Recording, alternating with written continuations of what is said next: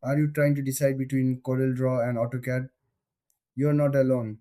Today, we will compare these two powerful design tools. Both CorelDRAW and AutoCAD are widely used in design.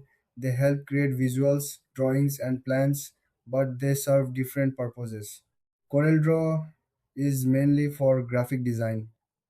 It's great for creating logos, brochures, and illustrations. It offers a user friendly interface and many artistic features. Designers love its flexibility and creative options. On the other hand, AutoCAD is focused on engineering and architecture. It is used for creating precise technical drawings. AutoCAD is known for its accuracy and detailed features. It's essential for professionals in construction and engineering fields.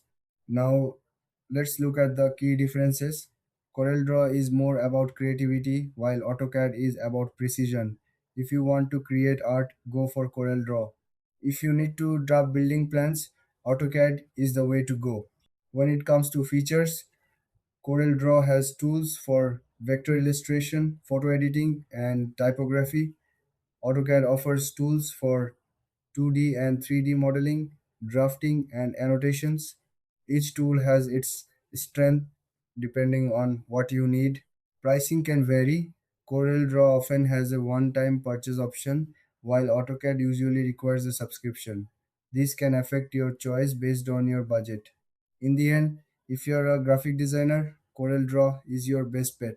But if you're in engineering or architecture, AutoCAD is the right choice for you. Thanks for watching. If you found this video helpful, please like and subscribe for more comparisons.